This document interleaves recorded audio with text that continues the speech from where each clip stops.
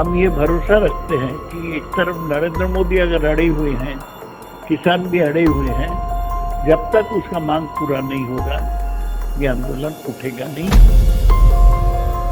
और ये हिंदुस्तान किसानों का देश है, किसानों को खिलाफ जाके कई जीता नहीं है। मेरे ख्याल में ये किसानों का आंदोलन अंतिम समय नरेंद्र मोदी को हुकूमत से चेयर से हटाना। एसेट मोनेटाइजेशन का खिलाफ है, जैसे air India, BPCL, rail, telephone बेचा जा रहा है, हम उसको खिलाफ हैं। ये लड़ाई अभी भी पैंडेमिक चालू है, अब पैंडेमिक को खत्म होने दीजिए, इसको खिलाफ भी जम के लड़ाई होगा। ਤੁਸੀਂ ਕੀ ਕਹਿੰਦੇ ਹੋ ਬਿਨਾਂ ਨਤੀਜੇ ਤੋਂ? ਨਤੀਜਾ ਤਾਂ ਆਉਣਾ ਹੀ ਹੈ, ਅੱਜ ਨਹੀਂ ਤਾਂ ਭੁੱਲ ਕੇ ਆਏਗਾ। ਨਤੀਜਾ ਦਾ ਨਿਕਲਣਾ, ਨਤੀਜਾ ਵੀ ਇਹੀ ਹੈ ਵੀ ਕਿਸਾਨਾਂ ਦੀ ਜਿੱਤ ਹੋਏਗੀ, ਇਹਦੇ ਕੋਈ ਦੋ ਰਾਏ ਨਹੀਂ ਹੈ। ਜਿਸ ਪ੍ਰਧਾਨ ਮੰਤਰੀ ਨੂੰ 600 ਫਾਰਮਰਸ ਦੇ ਮਰਨ ਦਾ ਗਮ ਨਾ ਹੋਵੇ ਤੇ ਅੰਬਾਨੀ ਦੇ ਗ੍ਰੈਂਡਸਨ ਹੋਣ ਤੇ ਉਹਨੂੰ ਭਲਾਈਆਂ ਦੇਣ, ਬੰਬੇ ਜਾਵੇ, ਇਦੋਂ ਬਦਨਸੀਬੀ ਇਸ ਹਿੰਦੁਸਤਾਨ ਦੀ ਕੀ ਹੋ ਸਕਦੀ ਹੈ? ਅੱਜ ਸਾਰੇ ਸੰਸਾਰ ਨੂੰ ਪਤਾ, ਇੰਡੀਆ ਨਹੀਂ ਬਾਹਰਲੇ ਦੇਸ਼ ਵਿੱਚ ਹੁਣ ਮੋਦੀ ਜੀ ਗਏ ਹੋਏ ਨੇ, ਉਹਨਾਂ ਦਾ ਉੱਥੇ ਵੀ ਕਾਲੇ ਝੰਡੇ ਦਿਖਾ ਕੇ ਵਿਰੋਧ ਕੀਤਾ ਗਿਆ। ਹੁਣ ਇਹਨਾਂ ਕੋਲੇ ਵੱਡੇ ਫਾਈਨੈਂਸਰ ਆ ਗਏ। ਹੁਣ ਜਦੋਂ ਵੱਡੇ ਫਾਈਨੈਂਸਰ ਆ ਗਏ, ਜੇ ਤੁਸੀਂ ਉਹਨਾਂ ਤੋਂ 20,000 ਕਰੋੜ 50,000 ਕਰੋੜ ਰੁਪਈਆ ਫੰਡ ਲਓਗੇ ਤਾਂ ਤੁਹਾਨੂੰ ਉਹਨਾਂ ਨੂੰ ਕੋਈ ਕਠਪੁਤਲੀ ਬਣਨਾ ਪਏਗਾ, ਤੇ ਉਹ ਬਣੇ ਹੋਏ ਨੇ।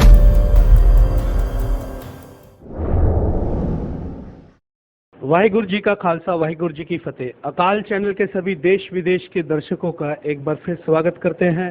जैसा कि हम लोग आपके साथ हमेशा एक नए मेहमान को लेकर हाजिर होते हैं, उसी तरह आज आपको हम बंगाल की धरती, बंगाल की विप्लवियों की धरती, बंगाल के क्रांतिकारियों की धरती, बंगाल के देश प्रेमियों की धरती, वो धरती जहाँ से देश की आज़ादी की सबसे पहले आवाज़ उठी थी, जहाँ पर अंग्रेज़ों के खिलाफ सबसे पहला आंदोलन यहीं से बुलंद हुआ था, जहाँ देश की सबसे पहले राजधानी कलकत्ता यही थी। यहाँ की धरती पर बंगाली निवासी देश प्रेम और देश का दर्द अपने दिल में रखते हैं। चाहे देश में कोई भी घटना हो, चाहे जलियांवाला हत्याकांड हो या किसान आंदोलन हो, यहाँ या कहीं उन्नाव में किसी गरीब की बेटी का रेप हुआ हो, बंगालियों ने हमेशा ही देश के प्रति अपना फर्ज निभाया है। आज उन्हीं में से हमारे बीच एक शिक्षक वर्ग से, ये पेशे से शिक्षक है, इन्होंने सारा जीवन विद्यार्थियों को शिक्षा देने में गुजारा है, श्री सौगत राय जी, जो तृणमूल कांग्रेस के प्रतिनिधि के रूप में यहाँ विधायक भी रह चुके हैं और सांसद के रूप में पार्लियामेंट में भी अपनी प्रतिनिधित्व कर चुके हैं। राजनीति का जहाँ पर इनको पूरा तजर्बा है, वहाँ पर इनको देश के इतिहास का भी पूरा तजर्बा है। आज भगत सिंह की जयंती पर सिखों के साथ इनका एक भाईचारे का तालमेल हुआ है। वहीं पर आज किसानों ने भारत बंद भी बुलाया है, जो 10 महीने से कट्टर नरेंद्र मोदी की सरकार के खिलाफ तीनों कानून को वापस लेने की जिद पर वहां दिल्ली के बॉर्डर पर सड़कों पर बैठे आंदोलन कर रहे हैं। हमारे अति विद्वान शिक्षित श्री सौगत राय जी से हम लोग उनके कीमती शब्द सुनेंगे। इस विषय को वो अपनी नज़रों से, अपने शब्दों से कैसे देखते हैं कि एक निष्ठुर सरकार अपनी जिद पर अड़ी हुई है, जो कि भगत सिंह ने भी रोलेट एक्ट जैसे कानूनों का विरोध करने के लिए असेंबली में एक बम मारकर जन जागृति लाने की कोशिश की थी। आज वही हाल, देश वहीं पर फिर पहुंचा हुआ है। ऐसी स्थिति में सौगत राय जी, अकाल चैनल पर आपका स्वागत किया जाता है। आप एक बार सारे अकाल चैनल को, दर्शकों को अपना अभिवादन कीजिए, आपको देख रहे हैं। अकाल चैनल के दर्शकों को नमस्कार, सलाम, सत श्री अकाल। आज जो स्थिति देश की बनी हुई है, एक तरफ भगत सिंह के जीवन का नजरिया, एक तरफ बंगाल और पंजाब के आपसी दोस्ती का वही इतिहास जो मिलकर देश की आज़ादी के लिए बलिदान दिया था, और एक तरफ किसान भाई जो है वो दिल्ली के सड़कों पर, बॉर्डर पर आंदोलन कर रहे हैं, और दूसरी तरफ नरेंद्र मोदी की अंग्रेजी नुमा सरकार जो इनकी बातों को नहीं मान रही। आप अपने शब्दों से इसकी व्याख्या कैसे करेंगे? एक तो आज शहीद आजम भगत सिंह का जन्मदिन है, सालगिरह है, उनको मैं नमन करता हूँ। पंजाब के किसान 9 महीने से केंद्रीय सरकार का फार्म लॉज विड्रॉल के लिए आंदोलन छेड़े हैं दिल्ली का सीमा में। लोकसभा मेंबर होने के नाते मुझे दिल्ली जाना पड़ता और मैं कई बार किसानों से मिलने गया। वो लोग बहुत कष्ट कर रहे, 300 से ज़्यादा लोगों का मौत, 600 लोगों का मौत हुआ। और आज तक भारत के प्रधानमंत्री को मौका मिलता है अमेरिका जाने को, वो दिल्ली के सीमा में किसानों से बात नहीं किया। आज भारत बंद था, इसके समर्थन में सभी विरोधी दल इसको समर्थन किया और हम ये भरोसा रखते हैं कि एक तरफ नरेंद्र मोदी अगर अड़े हुए हैं, किसान भी अड़े हुए हैं, जब तक उसका मांग पूरा नहीं होगा ये आंदोलन उठेगा नहीं। ये आंदोलन अंतिम में जीतेगा, नहीं तो नरेंद्र मोदी को हटा के ये आंदोलन का जीत होगा। ये आप विश्वास करते हैं कि इस आंदोलन का अगला रूप नरेंद्र मोदी सरकार के खिलाफ और सख्त होता जाएगा देश भर में? एकदम सारा देश में ये आंदोलन का एक राज्यों में एक स्थिति है। ये आंदोलन जो कर रहा है खास करके पंजाब, हरियाणा और पश्चिम उत्तर प्रदेश के किसान कर रहे हैं, क्योंकि उनको पास सरप्लस ग्रेन्स होता है, उन्हीं का डर ज़्यादा है। लेकिन सारा देश का किसानों को इसको बारे में हमदर्दी है और ये हिंदुस्तान किसानों का देश है। किसानों को खिलाफ जाके कई यहाँ जीता नहीं है और मेरे ख्याल में ये किसानों का आंदोलन अंतिम समय नरेंद्र मोदी को हुकूमत से, चेयर से हटा देगा। आपको क्या लगता है, नरेंद्र मोदी जिस समय प्रधानमंत्री बने थे, ममता बनर्जी एक संघर्ष करके एक लीडरशिप में आई है, वो एक नॉमिनेशन से आए थे, तो एक नॉमिनेटेड आदमी जब प्रधानमंत्री बनता है तो आपको क्या लगता है आने वाले दिनों में जिस तरह देश की सारी सरकारी संस्थाएं वो एक एक करके प्राइवेटाइजेशन में तब्दील कर रहे हैं? हम लोग तो प्राइवेटाइजेशन का खिलाफ है, एसेट मोनेटाइजेशन का खिलाफ है। जैसे air India, BPCL, rail, telephone बेचा जा रहा है, हम उसको खिलाफ है। ये लड़ाई अभी भी पैंडेमिक चालू है, अब पैंडेमिक को खत्म होने दीजिए, इसको खिलाफ भी जम के लड़ाई होगा। सड़कों पर उतरेंगे आप लोग? एकदम। और बंगाल सरकार की तरफ से पंजाब के किसानों को क्या मैसेज दिया जाएगा? ममता बनर्जी का पूरा समर्थन है। हमारे यहाँ बंद नहीं होता है, लेकिन पूरा समर्थन किसानों का आंदोलन पर है। ममता बनर्जी खुद ये बताए, उनके साथ वीडियो कॉन्फ्रेंस जो हुआ उसमें वो बता दिए हैं और ये रहेगा। बहुत बहुत शुक्रिया। और हमारे बीच में यहाँ के प्रेसिडेंट हैं दविंदर सिंह जी, श्री शौकत राय जी बहुत कीमती समय लेकर जा रहे हैं, उनकी विदाईगी बड़ी सम्मान के साथ सभी सिख भाई कर रहे हैं और इसी दौरान हम दविंदर सिंह जी से भी मुलाकात कर ले। श्री शौकत राय अपना बहुत कीमती वक्तव्य दे गए हैं, हम अब पंजाबी में बात करेंगे दविंदर सिंह जी से। वीर जी बहुत जिम्मेदारी दे सवाल करके गए हैं शौकत राय जी, उन्होंने सवालों के वो जवाब जड़े हैं कि बंगाल सरकार ने भी समर्थन दे दिता है तो नरेंद्र मोदी की सरकार नूं एक दिन किसान जड़े हैं चुक के सुट देंगे। जड़ा आने वाला दिन है, आने वाला जड़ा समा है, तुसी पंजाब तो बिलोंग्स करते हो, तुहाडियां जगह जमीनां सारियां पंजाब च है, मेरे ख्याल नाल किसान हो तुसी ते गुरु नानक साहब ने भी खेती की सी, तो इस नाते तुहाडा की ख्याल है कि इस बारे नरेंद्र मोदी की सरकार ये किसानों को किस तरह मजबूर करना चाहती है तो किसान की मजबूर होके पिछे हट जाएंगे, की कहना चाहोगे? वाहिगुरू जी का खालसा वाहिगुरू जी की फतेह। अकाल चैनल का बहुत बहुत धन्यवाद। किसान पिछे नहीं हटणगे, किसानों का मतलब मोदी नूं ही चुकना पऊगा। असीं भी किसानों दे पुत्त हां, किसान पंजाब नाल ही जुड़े हुए हैं, इस करके असीं भी किसानों का समर्थन करते। अज भी असीं किसान के हकों के विच इत्थे भी रोड ब्लॉक किया सी, असीं भी हर समय किसानों के नाल ही रहे। सरकार नूं मनना ही पऊ, काले कानून तिन्ने वापस लेने पैणगे। नहीं जिहड़ा मोदी सरकार कदे कदे किसान जो अपने हक की मंग मंगदा है तो सिखां नूं आतंकवादी अतवादी जिहे शब्दां नाल नवाज दिंदे ने, की सिख इहनूं बर्दाश्त करके अगे वधणगे जां कोई इहदा जवाब कोई नवें सिट्टे वजों दिता जाएगा? ਜਿਹੜਾ मोदी सरकार सिखां नूं अतवादी कहती है, ਇਹ ਤਾਂ ਹਰ ਸਮੇਂ ਅੱਤਵਾਦੀ ਵੱਖਵਾਦੀ ਮਾਓਵਾਦੀ ਨਾਲ ਜੋੜ ਦਿੰਦੇ ਆ, ਪਰ ਜੋ ਸਿੱਖ ਨੇ ਉਹ ਆਪਣੀ ਜਗ੍ਹਾ ਸਹੀ ਨੇ, ਸਹੀ ਕੰਮ ਕਰ ਰਹੇ ਨੇ। ਮੋਦੀ ਦੇ ਕਹਿਣ ਤੇ ਕੋਈ ਫਰਕ ਨਹੀਂ ਪਊਗਾ, ਉਹ ਆਪਣਾ ਹਮੇਸ਼ਾ ਕੰਮ ਕਰਦੇ ਰਹਿਣਗੇ। ਤੇ ਕਲਕੱਤੇ ਵਿੱਚ ਸਿੱਖਾਂ ਦੀ ਤੁਸੀਂ ਗੁਰੂ ਘਰਾਂ ਦੀ ਪ੍ਰਧਾਨਗੀ ਦੀ ਸੇਵਾ ਦੇ ਤੌਰ ਤੇ ਸਿੱਖ ਸਮਾਜ ਨੂੰ ਕੀ ਮੈਸੇਜ ਦੇਣਾ ਚਾਹੋਗੇ ਕਿਸਾਨ ਭਾਈਆਂ ਦੇ ਅੰਦੋਲਨ ਨਾਲ ਜੁੜਨ ਦੇ ਲਈ? ਅਸੀਂ ਸਾਰੇ ਭਰਾਵਾਂ ਨੂੰ, ਸਿੱਖਾਂ ਨੂੰ ਵੀ, ਆਮ ਦੇ ਜਿਹੜੇ ਕਿਸਾਨੀ ਨਾਲ ਸੰਬੰਧਿਤ ਨੇ, ਸਾਰਿਆਂ ਨੂੰ ਕਹਿੰਦੇ ਵੀ ਕਿਸਾਨਾਂ ਦਾ ਸਮਰਥਨ ਦਿਓ। ਜੇ ਲੋੜ ਪਈ ਅਸੀਂ ਵੀ ਕਿਸਾਨਾਂ ਦੇ ਸਮਰਥਨ ਵਾਸਤੇ ਇੱਥੋਂ ਜਾ ਸਕਦੇ ਹਾਂ। ਪਹਿਲਾਂ ਵੀ ਗਏ ਹਾਂ, ਹੁਣ ਵੀ ਜਾਵਾਂਗੇ। ਹਰ ਤਰ੍ਹਾਂ ਦਾ ਕਿਸਾਨਾਂ ਨੂੰ ਸਮਰਥਨ ਦੇਵਾਂਗੇ। ਤੁਹਾਡਾ ਸਮਰਥਨ ਉੱਥੇ ਦਿੱਲੀ ਦੇ ਕਿਸਾਨਾਂ ਨਾਲ ਬਣਿਆ ਰਹੇਗਾ? ਹਾਂ, ਹਮੇਸ਼ਾ ਬਣਿਆ ਰਹੇਗਾ। ਸਾਰੇ ਗੁਰਦੁਆਰਾ ਕਮੇਟੀਆਂ ਦਾ, ਹੋਰ ਸਾਰੇ ਜਥੇਬੰਦੀਆਂ ਹਮੇਸ਼ਾ ਸਾਡੇ ਨਾਲ ਨੇ। ਸਾਰੇ ਅਸੀਂ ਕਿਸਾਨਾਂ ਦਾ ਸਮਰਥਨ ਕਰਦੇ ਹਾਂ। ਬਣਿਆ ਰਹੇਗਾ? ਹਾਂ, ਬਣਿਆ ਰਹੇਗਾ। ਭਾਵੇਂ ਜਿਹੜਾ ਵੀ ਮੁੱਦਾ ਚੱਕਣ, ਤੁਹਾਡਾ ਇੱਥੇ ਉਹਨਾਂ ਵੱਲ ਸਮਰਥਨ ਬਣਿਆ ਰਹੇਗਾ? ਹਰ ਟਾਈਮ ਉਹਨਾਂ ਨਾਲ ਸਮਰਥਨ ਰਹੂਗਾ, ਹਰ ਟਾਈਮ ਸਮਰਥਨ ਰਹੇਗਾ। ਬਹੁਤ ਬਹੁਤ ਧੰਨਵਾਦ। ਇਹ ਸਨ ਇੱਥੋਂ ਦੇ ਗੁਰਦੁਆਰਾ ਸਿੱਖ ਸੰਗਤ ਡੱਲਬ ਬ੍ਰਿਜ ਦੇ ਪ੍ਰਧਾਨ ਸਰਦਾਰ ਦਵਿੰਦਰ ਸਿੰਘ ਜੀ, ਤੇ ਸਾਡੇ ਵਿਚਕਾਰ ਵੈਸਟ ਬੰਗਾਲ ਸਟੇਟ ਦੇ secretary, West Bengal Trinamool Congress minority cell ਦੇ ਸਰਦਾਰ ਅਜੀਤ ਸਿੰਘ ਜੀ ਬਾਰੀ। ਇਹ ਵੀ ਅੱਜ ਇਸ ਮੌਕੇ ਤੇ ਸ਼੍ਰੀ ਸ਼ੌਕਤ ਰਾਏ ਜੀ ਦੇ ਨਾਲ ਇੱਥੇ ਪਹੁੰਚੇ ਤੇ ਮਿਨਿਸਟਰੀ ਦੇ ਨਾਲ, ਸਰਕਾਰ ਦੇ ਨਾਲ ਸਾਂਝ ਰੱਖਦੇ ਹਨ ਤੇ ਸਿੱਖ ਕੌਮ ਦੇ ਹਰ ਦੁੱਖ ਦਰਦ ਦੇ ਵਿੱਚ ਆਪਣੀ ਸਾਂਝ ਰੱਖਦੇ ਹਨ। ਵੀਰ ਜੀ, ਅਕਾਲ ਚੈਨਲ ਦੇ ਵਿੱਚ ਤੁਹਾਡਾ ਸਵਾਗਤ ਕੀਤਾ ਜਾਂਦਾ ਹੈ। ਵਾਹਿਗੁਰੂ ਜੀ ਕਾ ਖਾਲਸਾ, ਵਾਹਿਗੁਰੂ ਜੀ ਕੀ ਫਤਿਹ। ਕਿਸਾਨ ਅੰਦੋਲਨ ਨੇ, ਅੰਦੋਲਨਕਾਰੀਆਂ ਨੇ ਅੱਜ ਭਾਰਤ ਬੰਦ ਬੁਲਾਇਆ।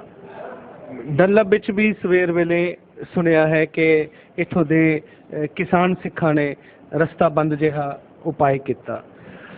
ਇਹ ਜਿਹੜੇ ਹਾਲਾਤ ਅੱਗੇ ਵਧੀ ਜਾ ਰਹੇ ਹਨ ਬਗੈਰ ਸਿੱਟੇ ਤੋਂ, ਬਗੈਰ ਨਤੀਜੇ ਤੋਂ, ਆਉਣ ਵਾਲੇ ਦਿਨਾਂ ਵਿੱਚ ਤੁਸੀਂ ਇਹਨੂੰ ਕਿਸ ਨਜ਼ਰੀਏ 'ਚ ਆਪਣੇ ਸ਼ਬਦਾਂ 'ਚ ਬਿਆਨ ਕਰੋਗੇ? ਤੁਸੀਂ ਕਿਵੇਂ ਕਹਿੰਦੇ ਬਿਨਾਂ ਨਤੀਜੇ ਤੋਂ? ਨਤੀਜਾ ਤਾਂ ਆਉਣਾ ਹੀ ਆ, ਅੱਜ ਨਹੀਂ ਤਾਂ ਭਲਕੇ ਆਏਗਾ। ਨਤੀਜਾ ਤਾਂ ਨਿਕਲਣਾ, ਨਤੀਜਾ ਵੀ ਇਹੀ ਹੈ ਵੀ ਕਿਸਾਨਾਂ ਦੀ ਜਿੱਤ ਹੋਏਗੀ, ਇਹਦੇ ਕੋਈ ਦੋ ਰਾਏ ਨਹੀਂ ਹੈ। ਤੇ ਜੋ ਸਰਕਾਰਾਂ ਕਰਦੀਆਂ, ਸਰਕਾਰਾਂ ਦੇ ਕੰਮ ਨੇ। ਜਿਹੜੀ ਸਰਕਾਰ ਵਿਕ ਚੁੱਕੀ ਹੋਵੇ, ਜਿਸ ਪ੍ਰਧਾਨ ਮੰਤਰੀ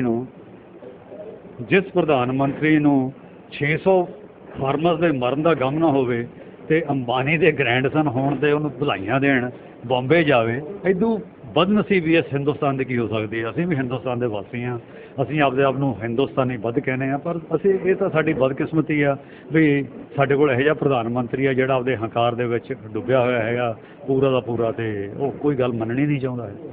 ਮਤਲਬ ਕਿਸਾਨ ਪਹਿਲੀ ਵਾਰ ਹਿੰਦੁਸਤਾਨ 'ਚ ਕੋਈ ਪ੍ਰਧਾਨ ਮੰਤਰੀ ਹੈ ਜਿਹਨੂੰ ਕਿਸਾਨ ਦਾ ਦਰਦ ਤੇ ਉਹਦੀ ਮਿਹਨਤ ਦਾ ਕੋਈ ਫਰਕ ਨਹੀਂ ਪੈ ਰਿਹਾ। ਉਹ ਕਿਸਾਨ ਹੈ ਹੀ ਨਹੀਂ। ਉਹ ਤਾਂ ਆਪਦੇ ਆਪ ਨੂੰ ਕਹਿੰਦਾ ਮੈਂ ਚਾਹ ਵੇਚਣ ਵਾਲਾ। ਚਾਹ ਵੇਚਣ ਵਾਲੇ ਨੂੰ ਵੀ ਇੱਕ ਦਰਦ ਹੁੰਦਾ ਹੈ ਵੀ ਮੈਂ ਦੁੱਧ ਕੀ ਭਾਅ ਲੈ ਰਿਹਾ ਤੇ ਮੈਂ ਚਾਹ ਕੀ ਭਾਅ ਵੇਚ ਰਿਹਾ, ਪਰ ਹੁਣ ਤਾਂ ਇਸ ਚੀਜ਼ ਦਾ ਕੋਈ ਮਤਲਬ ਨਹੀਂ, ਕਿਉਂਕਿ ਉਹ ਤਾਂ ਹੁਣ ਪੁਰਾਣੇ ਜ਼ਮਾਨੇ ਦੇ ਵਿੱਚ, ਪੁਰਾਣੇ ਟਾਈਮ ਦੇ ਵਿੱਚ ਪੈਸੇ ਜਿਹੜੇ ਪਾਰਟੀਆਂ ਪੈਸੇ ਇਕੱਠੇ ਕਰਦੀਆਂ ਸੀ, ਉਹ 2 ਰੁਪਏ 5 ਰੁਪਏ 10 ਰੁਪਏ 100 ਰੁਪਈਆ ਇਹ ਇਕੱਠੇ ਕਰਦੀਆਂ ਸੀਗੀਆਂ। ਹੁਣ ਇਹਨਾਂ ਕੋਲੇ ਵੱਡੇ ਫਾਈਨੈਂਸਰ ਆ ਗਏ। ਹੁਣ ਜਦੋਂ ਵੱਡੇ ਫਾਈਨੈਂਸਰ ਆ ਗਏ, ਜੇ ਤੁਸੀਂ ਉਹਨਾਂ ਤੋਂ 20,000 ਕਰੋੜ 50,000 ਕਰੋੜ ਰੁਪਈਆ ਫੰਡ ਲਓਗੇ ਤਾਂ ਤੁਹਾਨੂੰ ਉਹਨਾਂ ਦਾ ਕੋਈ ਕਠਪੁਤਲੀ ਬਣਨਾ ਪਏਗਾ, ਤੇ ਉਹ ਬਣੇ ਹੋਏ ਨੇ। ਇੱਕ ਨਵਾਂ ਨੁਕਤਾ ਸਾਨੂੰ ਸਰਦਾਰ ਅਜੀਤ ਸਿੰਘ ਬਾਰੇ ਸਿੱਖਾਂ ਦੇ ਯੂਥ ਲੀਡਰ ਕੋਲੋਂ ਮਿਲਿਆ। ਅਸੀਂ ਇੱਕ ਹੋਰ ਉੱਭਰਦੇ ਹੋਏ ਸਿੱਖ ਲੀਡਰ ਕੋਲ ਜਾ ਰਹੇ ਹਾਂ, ਇੰਦਰਪ੍ਰੀਤ ਸਿੰਘ ਜੀ। ਸਾਨੂੰ ਇਹਨਾਂ ਨੇ ਕਿਹਾ ਕਿ ਅੱਜ ਦੀ ਸਰਕਾਰ ਜਿਹੜੀ ਹੈ, ਜਿਹੜੇ ਵਪਾਰੀ ਵਰਗ ਨੇ ਉਹਨਾਂ ਕੋਲੋਂ ਇਸ ਤਰ੍ਹਾਂ ਦੇ ਫੰਡ ਜਿਹੜੇ ਆ ਲੈ ਕੇ ਫਿਰ ਕਿਸਾਨਾਂ ਨੂੰ ਤੰਗ ਕੀਤਾ ਜਾਂਦਾ ਹੈ। ਜਿਹੜੀ ਕਾਰਪੋਰੇਟ ਸਪੋਰਟ ਹੈ, ਅੱਜ ਦਾ ਜਿਹੜਾ ਸਮਾਂ ਹੈ ਇਹ ਕਾਰਪੋਰੇਟ ਦਾ, ਮਾਲ ਬਣ ਰਹੇ ਹਨ, ਵੱਡੇ ਵਪਾਰਕ ਕੇਂਦਰ ਖੋਲ੍ਹੇ ਜਾਂਦੇ ਹਨ। ਇਸ ਵਿੱਚ ਜਿਹੜਾ ਛੋਟਾ ਵਪਾਰੀ ਹੈ ਜਾਂ ਕਿਸਾਨ ਤਬਕਾ ਹੈ ਇਹ ਦੱਬਿਆ ਜਾਂਦਾ ਹੈ। ਹਰ ਸਮੇਂ ਦੇ ਵਿੱਚ ਹੁਕੂਮਤ ਨੇ ਜਦੋਂ ਵੀ ਕੋਈ ਨਵੇਂ ਸਿਰ ਕੋਈ ਸਕੀਮ ਬਣਾਈ ਹੈ, ਕਿਸਾਨਾਂ ਨੂੰ ਦਬਾ ਕੇ ਹੀ ਬਣਾਈ ਹੈ, ਚਾਹੇ ਅੰਗਰੇਜ਼ੀ ਸਰਕਾਰ ਹੋਵੇ ਚਾਹੇ ਅੱਜ ਦੀ ਭਾਰਤ ਸਰਕਾਰ ਹੋਵੇ। ਲੇਕਿਨ ਇੱਕ ਟਾਈਮ ਐਸਾ ਵੀ ਸੀ ਜਦੋਂ ਭਾਰਤ ਦੇ ਵਿੱਚ ਇੱਕ ਖਾਣ ਪੀਣ ਦੀ ਕਿੱਲਤ ਹੋ ਗਈ ਸੀ, ਤਾਂ ਪੰਜਾਬ ਨੇ ਹੀ ਗ੍ਰੀਨ ਰੈਵੋਲੂਸ਼ਨ ਲਿਆ ਕੇ ਸਾਰੇ ਹਿੰਦੁਸਤਾਨ ਨੂੰ ਰੋਟੀ ਰੋਜੀ ਖਵਾਈ ਸੀ। ਉਸ ਵੇਲੇ ਪੰਜਾਬ ਦੇ ਕਿਸਾਨਾਂ ਨੂੰ ਅੰਨਦਾਤਾ ਕਹਿ ਕੇ ਸਲਾਹਿਆ ਗਿਆ ਸੀ। ਅੱਜ ਅੰਨਦਾਤਾ ਕਹਿ ਕੇ ਪੰਜਾਬ ਦੇ ਕਿਸਾਨ ਨੂੰ ਸਨਮਾਨ ਨਹੀਂ ਦਿੱਤਾ ਜਾ ਰਿਹਾ ਤੇ ਕਿਸਾਨ ਕਰੀਬ 6-7-8 ਮਹੀਨਿਆਂ ਤੋਂ ਉੱਥੇ ਭੁੱਖੇ ਪਿਆਸੇ ਬੈਠੇ ਹਨ। 600 ਤੋਂ ਵੱਧ ਕਿਸਾਨ ਜਿਹੜੇ ਹਨ ਉੱਥੇ ਸ਼ਹੀਦ ਹੋ ਗਏ। ਕੀ ਕਹਿਣਾ ਚਾਹੋਗੇ ਵੀਰ ਜੀ? ਤੁਹਾਡਾ ਦਰਦ ਕਿਸਾਨਾਂ ਦੇ ਲਈ ਕਿਹੜੇ ਸ਼ਬਦ ਬਿਆਨ ਕਰੇਗਾ? ਅਕਾਲ ਚੈਨਲ 'ਚ ਆਪਣਾ ਨਾਮ ਪਰਿਚੈ ਦੇ ਕੇ ਇੱਕ ਵਾਰ ਦਰਸ਼ਕਾਂ ਦਾ ਧੰਨਵਾਦ ਕਰਕੇ ਆਪਣੇ ਬਿਆਨ ਰੱਖੋ। ਮੈਂ ਇੰਦਰਪ੍ਰੀਤ ਸਿੰਘ ਸਹੋਲੀ, ਮੀਤ ਪ੍ਰਧਾਨ ਗੁਰਦੁਆਰਾ ਸਿੱਖ ਸੰਗਤ ਡੱਲਬ। ਡਰ ਤਾਂ ਇੰਨਾ ਹੈ ਦਿਲ ਵਿੱਚ ਕਿ ਉਸ ਨੂੰ ਬਿਆਨ ਨਹੀਂ ਕਰ ਸਕਦੇ। ਅੱਜ ਸਾਰੇ ਸੰਸਾਰ ਨੂੰ ਪਤਾ, ਇੰਡੀਆ ਨਹੀਂ ਬਾਹਰਲੇ ਦੇਸ਼ ਵਿੱਚ ਹੁਣ ਮੋਦੀ ਜੀ ਗਏ ਹੋਏ ਨੇ, ਉਹਨਾਂ ਦਾ ਉੱਥੇ ਵੀ ਕਾਲੇ ਝੰਡੇ ਦਿਖਾ ਕੇ ਵਿਰੋਧ ਕੀਤਾ ਗਿਆ। ਬਾਹਰਲੇ ਦੇਸ਼ ਵਾਲਿਆਂ ਨੂੰ ਵੀ ਇਸ ਚੀਜ਼ ਦਾ ਪਤਾ ਕਿ ਹਿੰਦੁਸਤਾਨ ਵਿੱਚ ਕੀ ਅੱਜ ਬੀਤ ਰਿਹਾ, ਕੀ ਹਿੰਦੁਸਤਾਨ ਦੇ ਕਿਸਾਨਾਂ ਦੇ, ਮਜ਼ਦੂਰਾਂ ਦੇ, ਛੋਟੇ ਵਰਗ ਦੇ ਜਿਹੜੇ ਇੰਡਸਟਰੀਅਲਿਸਟ ਨੇ, ਕੰਮ ਜਿਹੜੇ ਛੋਟੇ ਕੰਮ ਕਰਦੇ ਨੇ, ਉਹਨਾਂ ਦਾ ਕੀ ਦਰਦ ਆ। ਇਹ ਮੋਦੀ ਪੂਰਾ ਉਸਦੀ ਇਹੀ ਚੀਜ਼ ਸੋਚੀ ਆ ਕਿ ਇਹ ਵੱਡੇ ਕਾਰਪੋਰੇਟ ਨੂੰ ਦਿੱਤਾ ਜਾਵੇ। 2-4 ਆਪਾਂ ਅੰਡਾਨੀ ਅੰਬਾਨੀ ਦਾ ਨਾਮ ਲੈਂਦੇ ਆ, ਤੇ ਹੋਰ ਵੀ 2-4 5-7 ਇਹੋ ਜਿਹੇ ਹੈਗੇ ਨੇ ਵੱਡੇ ਵਪਾਰੀ ਜਿਨ੍ਹਾਂ ਦੇ ਅੰਡਰ 'ਚ ਇਹ ਸਾਰਾ ਸਮਾਜ, ਕੌਮ, ਮੈਂ ਕਹਿ ਰਿਹਾ ਪੂਰਾ ਦੇਸ਼ ਉਹਨਾਂ ਦੇ ਹੱਥ ਦੇਣਾ ਚਾਹੁੰਦਾ ਤਾਂ ਕਿ ਉਹ ਆਪਾਂ ਨੂੰ ਵੇਚ ਕੇ ਖਾ ਜਾਣ। ਮੈਂ ਤੁਹਾਨੂੰ ਇੱਕ ਦੂਜਾ ਸਵਾਲ ਕਰਦਾ। ਸਿੱਖਾਂ ਨੇ ਕਦੇ ਵੀ ਵਪਾਰ ਵੱਲ ਧਿਆਨ ਨਹੀਂ ਦਿੱਤਾ। ਪੰਜਾਬ ਕਪਾਹ ਬੀਜਦਾ ਸੀ ਤੇ ਉਹਦੀਆਂ ਕੱਪੜੇ ਦੀਆਂ ਮਿੱਲਾਂ ਗੁਜਰਾਤ 'ਚ ਲੱਗਦੀਆਂ ਸੀ। ਗੰਨੇ ਪੰਜਾਬ 'ਚ ਬੀਜੇ ਜਾਂਦੇ ਸਨ, ਚੀਨੀ ਦੀਆਂ ਮਿੱਲਾਂ ਮਹਾਰਾਸ਼ਟਰ 'ਚ ਲੱਗਦੀਆਂ ਸੀ। ਇਸ ਤਰਜ਼ ਵਿੱਚ ਜਦੋਂ ਸਰਕਾਰ ਨੂੰ ਪਤਾ ਚੱਲਿਆ ਕਿ ਸਿੱਖ ਜ਼ਮੀਨਾਂ ਦੇ ਹੀ ਮਾਲਕ ਹਨ, ਅੱਜ ਕਾਨੂੰਨ ਐਸਾ ਬਣਾਈਏ ਕਿ ਉਹਨਾਂ ਦੀਆਂ ਜ਼ਮੀਨਾਂ ਵੀ ਉਹਨਾਂ ਦੇ ਕੰਮ ਦੀਆਂ ਨਾ ਰਹਿਣ, ਤਾਂ ਇਹ ਜਿਹੜਾ ਅੰਦਰੂਨੀ ਤੌਰ ਤੇ ਖੋਖਲਾਪਣ ਜਾਂ ਕਮਜ਼ੋਰ ਇੱਕ ਸਿੱਖ ਜਮਾਤ ਨੂੰ, ਜੱਟ ਜ਼ਿਮੀਂਦਾਰ, ਜੱਟ ਕਹਿੰਦੇ ਹਨ ਜ਼ਮੀਨ ਦੇ ਪੁੱਤਰ ਨੂੰ, ਜੱਟ ਕਿਸੇ ਵੱਡੀ ਜਾਤ ਜਾਂ ਹੰਕਾਰ ਦਾ ਨਾਂ ਨਹੀਂ, ਜਿਹੜਾ ਜ਼ਮੀਨ ਦਾ ਪੁੱਤ ਹੈ, ਜਿਹੜਾ ਲੋਕਾਂ ਨੂੰ ਜ਼ਮੀਨ ਤੋਂ ਹਲ ਵਾਹ ਕੇ ਅੰਨ ਬੀਜ ਕੇ ਖਵਾਦਾ, ਉਹ ਜੱਟ ਕਹਿਲਾਉਂਦਾ ਹੈ। ਉਸ ਨਾਤੇ ਤੁਸੀਂ ਇੱਕ ਕਿਸਾਨ ਦੇ ਰੂਪ ਦੇ ਵਿੱਚ ਕੀ ਬਿਆਨ ਦੇਣਾ ਚਾਹੋਗੇ? ਇਹ ਚਾਲ ਕਿੰਨੇ ਕੁ ਕਿਸਾਨ ਭਾਈਆਂ ਦੇ ਖਿਲਾਫ ਜਾਂਦੀ ਹੈ ਕਿ ਜ਼ਮੀਨ, ਆਪਣੀ ਜ਼ਮੀਨ ਦਾ ਮਾਲਕ ਹੋ ਕੇ ਵੀ ਕੱਲ ਉਹ ਗਰਜ ਨਾਲ ਆਪਣੀ ਜ਼ਮੀਨ ਤੇ ਉਹ ਗਰਵ ਨਹੀਂ ਕਰ ਸਕਦਾ? ਕੀ ਕਹੋਗੇ? ਦੇਖੋ, ਤੁਸੀਂ ਗੱਲ ਕੀਤੀ ਆ, ਜਿਹੜੇ ਪੰਜਾਬੀ ਕਿਸਾਨ ਨੇ ਉਹ ਜੱਟ ਨੇ, ਕਿਸਾਨ ਨੇ, ਪਰ ਇਹ ਸਾਰਾ ਹਿੰਦੁਸਤਾਨ ਹੀ ਕਿਸਾਨ ਦਾ ਖੇਤਰ ਆ। ਕਿਸਾਨੀ ਕਰਦਾ, ਬਹੁਤ ਵੱਡੇ ਪੱਧਰ ਤੇ ਜ਼ਮੀਨਾਂ ਇਸ ਤਰ੍ਹਾਂ ਦੀਆਂ ਜਿਹੜੇ ਕਿਸਾਨ ਵਾਹੁੰਦੇ ਨੇ। ਅੱਜ ਕਪਾਹ ਦਾ MSP 5300 ਰੁਪਏ ਪਰ ਕੁਇੰਟਲ ਰੇਟ ਆ, ਜਿਹੜਾ ਕਿ ਇਹ ਚਾਹੁੰਦੇ ਨੇ ਵੀ MSP ਅਸੀਂ ਵਿੱਚੋਂ ਖਤਮ ਕਰਨੀ ਆ, ਤੇ ਆਪਾਂ ਕਹਿੰਦੇ ਆ ਵੀ MSP ਤੁਸੀਂ ਸਾਨੂੰ ਗਰੰਟੀ ਦੇਵੋ। ਅੱਜ ਕਿਸਾਨ ਕਪਾਹ ਵੇਚਣ ਗਿਆ ਸੀ ਵਪਾਰੀ ਨੂੰ, ਵਪਾਰੀ ਨੇ ਉਸ ਦਾ ਰੇਟ 2500 ਰੁਪਏ ਲਾਇਆ, ਜਦ ਕਿ MSP ਰੇਟ ਉਹਦਾ 5300 ਰੁਪਏ ਆ। ਇਹ ਤੁਸੀਂ ਕੈਮਰੇ ਸਾਹਮਣੇ ਬੋਲ ਰਹੇ ਹੋ? ਹਾਂਜੀ ਬਿਲਕੁਲ ਜੀ, ਇਹ ਬਿਲਕੁਲ ਆ। ਅੱਜ UP ਵਿੱਚ ਦੇਖ ਲਿਓ, ਉੱਥੇ 5300 ਰੁਪਏ ਰੇਟ ਲਾਇਆ ਗਿਆ ਵਾ। ਅੱਜ ਹੀ ਇਸ ਚੀਜ਼ ਦਾ ਖਬਰਾਂ ਵਿੱਚ ਦਿਖਾ ਰਹੇ ਸੀ, ਅੱਜ ਹੀ ਦੇਖਿਆ ਅਸੀਂ, ਪਰ MSP ਰੇਟ ਉਹਦਾ 5300 ਰੁਪਇਆ। ਤੇ ਜੇ ਇਹ ਵਿੱਚੋਂ ਇਹ ਕਹਿੰਦੇ ਨੇ ਵੀ ਵਿਚੋਲੀਏ ਕੱਢਾਂਗੇ ਅਸੀਂ, ਇਹ ਤਾਂ ਇੱਕ ਬਹਾਨਾ ਇਹਨਾਂ ਦਾ ਤਾਂ ਕਿ ਮੰਡੀਆਂ ਖਤਮ ਕਰ ਦਈਏ, ਉਸ ਨਾਲ ਕਿਸਾਨ ਵੀ ਖਤਮ ਹੋ ਜਾਣਗੇ। ਅੱਜ ਪੰਜਾਬ ਤੇ ਹਰਿਆਣਾ ਦਾ ਕੋਈ ਵੀ ਵੈਜੀਟੇਬਲਸ ਆ, ਫਰੂਟਸ ਆ, ਚਾਹੇ ਕਣਕ ਲਾ ਲਓ, ਉਹ ਵਧੀਆ ਰੇਟ 'ਚ ਵਿਕਦੀ ਆ। ਤੇ ਇਸ ਚੀਜ਼ ਨੂੰ ਉਹਨਾਂ ਨੂੰ ਇਹ ਚੀਜ਼ ਦਾ ਹੈ ਵੀ ਜਿਵੇਂ UP ਦੇ, ਬਿਹਾਰ ਦੇ ਵਿੱਚ, ਝਾਰਖੰਡ ਦੇ ਵਿੱਚ ਘੱਟ ਰੇਟ ਦੇ ਵਿੱਚ 700 ਰੁਪਏ 800 ਰੁਪਏ ਕੁਆਂਟਲ ਗੇਹੂੰ ਵਿਕਦਾ, ਵੀ ਅਸੀਂ ਉਸੇ ਰੇਟ ਦੇ ਵਿੱਚ ਹੀ ਪੰਜਾਬ ਤੇ ਹਰਿਆਣੇ ਨੂੰ ਵੀ ਲਿਆ ਦਈਏ, ਤਾਂ ਕਿ ਉਹ ਜਿਹੜੇ ਪੰਜਾਬੀ ਆਪਣੇ ਨੇ, ਹਰਿਆਣੇ ਦੇ ਵਿਅਕਤੀ ਨੇ, ਉਹ ਵੀ ਸਾਰਾ ਦੇਸ਼ ਦੇ ਬਰਾਬਰ ਪੂਰੇ ਖਤਮ ਹੋ ਜਾਣ। ਇਹ ਉਹਨਾਂ ਦੀ ਜਿਹੜੀ ਸਰਕਾਰੀ ਮੰਡੀ ਹੈ ਉਹ ਖਤਮ ਕਰ ਦੇਣ ਦਾ ਸਾਰਾ ਉਪਾਅ ਹੈ ਤੇ ਕਿਸਾਨ ਨੂੰ ਭਟਕਾਉਣ ਦਾ ਤਰੀਕਾ। ਬਿਲਕੁਲ ਜੀ, ਬਿਲਕੁਲ। ਸਾਡੇ ਵਿਚਕਾਰ ਇੰਦਰਪ੍ਰੀਤ ਜੀ ਨੇ ਇਹ ਸਾਰੇ ਬਿਆਨ ਦਿੱਤੇ। ਸਾਡੇ ਕਲਕੱਤੇ ਦੇ ਉੱਗੇ ਤਜਰਬੇਕਾਰ ਸ੍ਰੀ ਗੁਰੂ ਸਿੰਘ ਸਭਾ ਦੇ ਸਾਬਕਾ ਪ੍ਰਧਾਨ ਸਰਦਾਰ ਬਲਜੀਤ ਸਿੰਘ ਜੀ ਹਨ, ਤੇ ਮੈਂ ਇੱਕ ਵਾਰ ਉਹਨਾਂ ਦੇ ਨਾਲ ਵੀ 2 ਸਵਾਲ ਕਰਾਂਗਾ, ਤੇ ਤੁਸੀਂ ਜਿਹੜਾ ਪਿੱਛੇ ਹਟ ਜਾਓ। ਅਕਾਲ ਚੈਨਲ 'ਚ ਤੁਹਾਡਾ ਸਵਾਗਤ ਕੀਤਾ ਜਾਂਦਾ ਹੈ। ਵਾਹਿਗੁਰੂ ਜੀ ਕਾ ਖਾਲਸਾ, ਵਾਹਿਗੁਰੂ ਜੀ ਕੀ ਫਤਿਹ। ਵਾਹਿਗੁਰੂ ਜੀ ਖਾਲਸਾ, ਵਾਹਿਗੁਰੂ ਜੀ ਕੀ ਫਤਿਹ। ਸਾਨੂੰ ਤੁਸੀਂ ਦੱਸੋ ਕਿ ਜਿਹੜੀਆਂ ਮੰਡੀਆਂ ਖਤਮ ਕਰਕੇ ਕਿਸਾਨ ਨੂੰ ਜਿਹੜਾ ਇੱਕ ਤਰ੍ਹਾਂ ਦਾ ਭਿਖਾਰੀ ਨਵਾਂ ਬਣਾਇਆ ਜਾਂਦਾ, ਉਹਦੇ ਉੱਤੇ ਤੁਸੀਂ ਕੀ ਕਹੋਗੇ? ਅੱਜ ਮੰਡੀਆਂ ਖਤਮਾਂ ਦੀ ਸਕੀਮ ਇਹਨਾਂ ਦੀ ਸਰਕਾਰ ਦੀ, ਇਹ ਸਾਰਾ ਕਾਰਪੋਰੇਟ ਨੂੰ ਦੇ ਕੇ ਕਿ ਜਿੰਨਾ ਅੱਜ MSP ਹੈਗੀ ਆ, ਤੇ ਇਹਦੇ ਉੱਤੇ ਇੱਕ ਮੁੱਲ ਨਿਰਧਾਰਤ ਆ। ਜਿਹੜਾ ਆਪਣਾ ਰੌਲਾ ਹੀ ਮੇਨ ਇਹ ਆ ਕਿਸਾਨਾਂ ਦਾ ਕਿ MSP ਕਰ ਦਿਓ। MSP ਕਰਦੇ ਆ ਜਦੋਂ ਠੀਕ ਆ, ਕੋਈ ਹੋਰ ਪ੍ਰਾਈਵੇਟ ਮੰਡੀਆਂ 'ਚ ਵੀ ਲੈਂਦੇ ਨੇ ਤੇ ਆਪਾਂ ਨੂੰ MSP ਫਿਕਸ ਹੋਵੇ, ਉਹਨਾਂ MSP ਨਾ ਫਿਕਸ ਕਰਕੇ ਸਾਰਾ ਆਪਣਾ ਜਿੰਨਾ ਅੱਜ ਖੇਤੀਬਾੜੀ ਦਾ ਜਿਹੜੀ ਫਸਲ ਆ ਸਾਰੀ ਹੁਣ ਵਪਾਰੀਆਂ ਦੇ ਨੇ ਮੰਗਦੇ ਆ ਕਿ ਆਪਦੇ ਮਨ ਮਰਜ਼ੀ ਦੇ ਰੇਟ ਨਾਲ ਆਪਦੇ ਖਰੀਦਣ ਤੇ ਵਪਾਰੀ ਆਪਣੇ ਕਿਸਾਨ ਪਹਿਲਾਂ ਹੀ ਕਰਜ਼ੇ ਥੱਲੇ ਆਏ ਦਵੇ ਨੇ ਕਿ ਹੋਰ ਦਬ ਕੇ ਆਪਦੇ ਕਿਸਾਨੀ ਤੋਂ ਸਾਈਡ ਹੋ ਜਾਣ ਤੇ ਸਾਰਾ ਕਬਜ਼ਾ ਕਾਰਪੋਰੇਟ ਦਾ ਹੋ ਜਾਵੇ।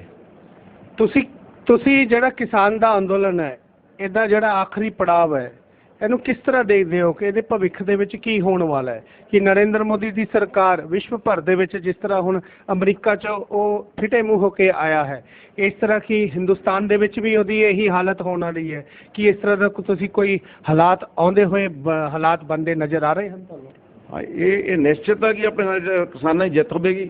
ਇਹ ਸਰਕਾਰ ਅੱਜ ਆਪਦੀ ਵਿਕੀ ਹੋਈ ਹੈ, ਸਿਰਫ ਉਹਨਾਂ ਕਾਰਪੋਰੇਟ ਕੋਲ ਕਿਸੇ ਦਾ ਮਜਬੂਰ ਹੋ ਕੇ ਨਹੀਂ ਕੁਛ ਕਰ ਰਹੀ, ਪਰ ਲਾਸਟ ਸੋਚਣ ਇਹੋ ਜਿਹੇ ਆਣੇ ਆ ਅਗਰ ਇਹਨਾਂ ਦੀ ਮੰਗਾਂ ਨਹੀਂ ਮੰਨਦੀ ਤਾਂ ਇਹਨਾਂ ਨੂੰ ਆਪ ਨੂੰ ਜਾਣਾ ਪੈਣਾ ਕਿ ਸਰਕਾਰ ਇਸ ਚੀਜ਼ ਜਿੱਤੇ ਅੜੇ ਹੋਏ ਨੇ ਕਿ ਜਦ ਤੱਕ ਜਿੱਤਦੇ ਨਹੀਂ ਉਹਨਾਂ ਅੱਜ ਹੈ ਹੀ ਉਹਨਾਂ ਦੇ ਜੇ ਉਹ ਹਟਦੇ ਨੇ ਪਿੱਛੇ ਉਹਨਾਂ ਦੇ ਫਸਲਾਂ ਦੀ ਨਸਲਾਂ ਦੀ ਲੜਾਈ ਆ, ਨਾ ਕਿ ਉਹਨਾਂ ਦੀ ਅੱਜ ਹੈਗੇ ਇਕੱਲੀ MSP ਤੋਂ ਲੈ ਕੇ ਅੱਜ ਦੇ ਪਿੱਛੇ ਵਾਲੇ ਸਾਰਾ ਜ਼ਮੀਨਾਂ ਜਾਇਦਾਦ ਸਭ ਕਾਰਪੋਰੇਟ ਚਲੇ ਜਾਣਗੀਆਂ। ਜਿਵੇਂ ਉਹਨਾਂ ਪਹਿਲਾਂ ਬੰਗਾਲ 'ਚ ਉਹਨਾਂ ਜਿੱਤ ਕਰਕੇ ਦਿਖਾਈ ਆਪਣੇ ਕਿਸਾਨਾਂ ਨੇ, ਇਸ ਹਿਸਾਬ ਨਾਲ UP ਆ ਰਿਹਾ, ਹਰਿਆਣਾ ਆ ਰਿਹਾ, ਪੰਜਾਬ ਆ ਰਿਹਾ, ਇਹ ਜੱਜ ਦੇਖਣਗੇ ਸਾਫ਼ ਹੋਣਗੇ, ਆਪਦੇ ਆਪ ਹੀ ਮਜਬੂਰ ਹੋ ਕੇ ਇਹਨਾਂ ਨੂੰ ਛੱਡ ਕੇ ਭੇਜਣਾ ਪਊਗਾ ਤੇ ਇਹਨਾਂ ਸ਼ਰਤਾਂ ਮੰਨਣੀਆਂ ਪੈਣੀਆਂ। ਆਪਾਂ ਨੂੰ ਇਸ ਗੱਲ ਤੇ ਪੱਕੇ ਰਹੀਏ, ਕਦੇ ਘਬਰਾਈਏ ਨਾ, ਆਪਾਂ ਸਭ ਮਿਲ ਕੇ ਸਾਥ ਦਈਏ। ਕਿਸਾਨਾਂ ਦੀ ਜਿੱਤ ਨਿਸ਼ਚਿਤ ਆ। ਕਿਸਾਨਾਂ ਦੀ ਜਿੱਤ ਨਿਸ਼ਚਿਤ ਹੈ। ਇੱਕ ਗੱਲ ਇਹਨਾਂ ਨੇ ਕਹੀ, ਇਹ ਫਸਲਾਂ ਤੇ ਨਸਲਾਂ ਦੀ ਲੜਾਈ ਹੈ। ਸਾਰੇ ਦਰਸ਼ਕਾਂ ਨੂੰ ਅਸੀਂ ਦੱਸ ਦਈਏ, ਬਹੁਤ ਅਹਿਮ ਗੱਲ ਸਰਦਾਰ ਬਲਜੀਤ ਸਿੰਘ ਜੀ ਕਹਿ ਗਏ ਹਨ। ਨਸਲਾਂ ਦਾ ਅਰਥ ਇਹ ਬਹੁਤ ਡੂੰਘਾ ਕਹਿ ਗਏ ਕਿ ਆਉਣ ਵਾਲੀਆਂ ਨਸਲਾਂ ਨਾਲ ਵੀ ਜੁੜੀਆਂ ਤੇ ਹੁਣ ਜਿਹਦੀਆਂ ਅਸੀਂ ਨਸਲਾਂ ਹਾਂ ਉਹਦਾ ਇਤਿਹਾਸ ਵੀ ਜੁੜਿਆ ਹੈ। ਬੜੀ ਜ਼ਿੰਮੇਵਾਰੀ ਦੀ ਗੱਲ ਇਹਨਾਂ ਨੇ ਸਾਨੂੰ ਦਿਲ ਵਿੱਚ ਛੂਹਣ ਵਾਲੀ ਕਹੀ ਹੈ। ਸਾਰੇ ਦਰਸ਼ਕਾਂ ਨੂੰ ਅਸੀਂ ਹੁਣ ਤੱਕ ਦੇ ਹਾਲਾਤ ਕਲਕੱਤੇ ਤੋਂ ਕਿਸਾਨ ਅੰਦੋਲਨ ਦੇ ਨਾਲ ਜੁੜੇ ਸਾਂਝੇ ਕਰਾਏ ਹਨ। ਅਗਲੀ ਵਾਰ ਅਸੀਂ ਖਬਰਾਂ ਦੇ ਵਿੱਚ ਫਿਰ ਬਣਾਂਗੇ ਅਗਲੇ ਮਹਿਮਾਨਾਂ ਨੂੰ ਲੈ ਕੇ ਤੇ ਦੇਖਾਂਗੇ ਕਲਕੱਤੇ ਵਿੱਚ ਸਿੱਖਾਂ ਦੀ ਅੱਗੇ ਦੀ ਹਲਚਲ ਕੀ ਹੈ। ਉਦੋਂ ਤੱਕ ਦੇ ਲਈ ਸਾਨੂੰ ਤੁਸੀਂ ਆਗਿਆ ਦਿਓ। ਮੈਂ ਕਿਰਨਜੀਤ ਸਿੰਘ ਕਲਕੱਤੇ ਤੋਂ ਅਕਾਲ ਚੈਨਲ ਤੋਂ ਅਗਲੀ ਵਾਰ ਮਿਲਾਂਗੇ। ਵਾਹਿਗੁਰੂ ਜੀ ਕਾ ਖਾਲਸਾ, ਵਾਹਿਗੁਰੂ ਜੀ ਕੀ ਫਤਿਹ। ਅਕਾਲ ਚੈਨਲ ਨੂੰ ਸਬਸਕ੍ਰਾਈਬ ਕਰੋ। ਨਵੀਂ ਵੀਡੀਓਜ਼ ਦੀ ਨੋਟੀਫਿਕੇਸ਼ਨ ਦੇ ਲਈ ਬੈਲ ਆਈਕਨ ਨੂੰ ਕਲਿੱਕ ਕਰਨਾ ਨਾ ਭੁੱਲਣਾ।